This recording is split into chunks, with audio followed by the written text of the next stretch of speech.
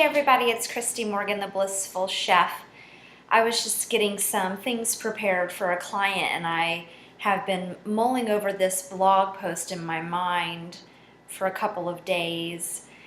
It's funny because all of my most controversial and sort of deep posts on my website have always been the ones that have gotten the most comments and had conversations started and really felt good about discussing the issues. And I haven't really done a lot of those posts lately. I don't know why. Maybe I've just been kind of trying to take a step back, or maybe I just get a little too riled up when I'm discussing things that are controversial and important to me.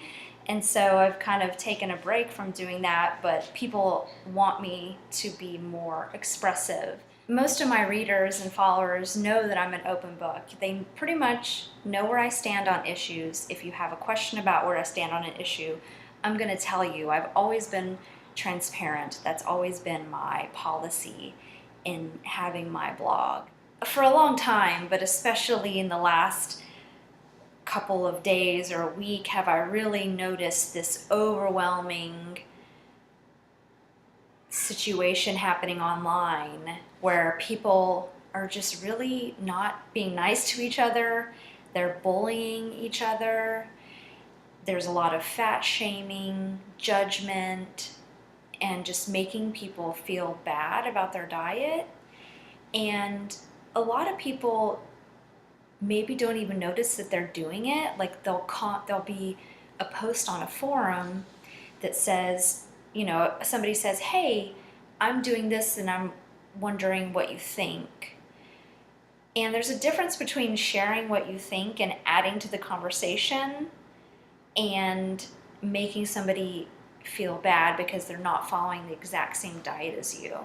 So a lot of people I've noticed will, if they're doing a really restricted diet, like they're doing no oil or low fat or raw or low fat and raw, and they're sort of they're trying to reach this state of purity in their diet, they just make these comments that are not nice, or they say, oh, I don't do that, so I'm not helpful. Then don't comment. If you don't have anything to add to the discussion, or you can't say, hey, this is what I do, and here's some things you can do to move towards that, like a solution. If you're not giving a solution, if you're just making a comment that is kind of bullying them or making yourself feel all elite and better than them, then it's just really not necessary. And I don't understand what drives people to leave those comments. I guess I do understand, because if you're in a place where you're trying to reach this level of purity and you're trying to be the best you can be and be the healthiest you can be, or you've read this information that's really convincing and you're just really convinced that this is the way, of course you're going to hold people to those standards that you hold yourself to. But it's really not fair to people to hold other people to those standards. It's great that you're doing what you want to do, that you're excited about this new way of eating, that you have discovered this information that you want to share with others, and it's great to share with people. That's really the awesome thing about the internet, is that we can share with so many people. But when it comes from this place of I'm better than you and what I'm doing is better than what you're doing, then it's really not helpful. Drina Burton just posted a blog today on Sunday that really hits home with this. And it's so funny that she wrote this blog because it's exactly what I've been thinking about all weekend. But she talks about how somebody made a comment to her and she didn't feel vegan enough. She's been vegan for 20 years. She's got like 5 vegan cookbooks, right? And then she gets all these comments from the plant-based no oil people saying that she's not doing good enough, and then she doesn't feel healthy enough. So I really encourage you to go and read her blog post, because I'm sure it's going to be a lot more eloquent and less aggressive than mine. I think many of us that have switched to a vegan diet or a plant-based diet, or, we've all been there. We've all read a book or discovered the horrific nature of factory farming, which is what happened with me. And when I first went vegan, I wanted to tell the whole world. I wanted to convert the whole world. I alienated a lot of people and really pissed a lot of people off. And it didn't really matter to me because they needed to hear the information. So I totally understand how people feel. The only reason why I can really say anything is because I've been that person too. I've been that person that have left comments on people's blogs saying, oh, I can't believe you're using such and such product.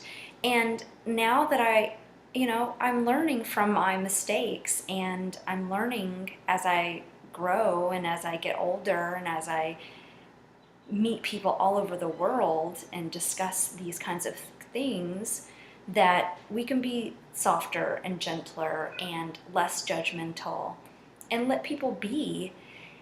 And if they're asking you directly for your opinion about something, then give it in a way where you're wanting to share, not wanting to make them feel bad or necessarily trying to convince them or saying anything just to stroke your own ego and to make you feel better about yourself. Does that make sense? I know there's a way that we can all get along. There's so many different diets and food movements right now, and as far as I'm concerned, they're all right. There is no one way. There's no one way to eat. There's not one way to be or live. And diet is a personal choice. And I'm an ethical vegan. Of course, I want everybody to go vegan. I want everybody to move towards being vegan. I want people to understand what's happening in our world and be more conscious eaters.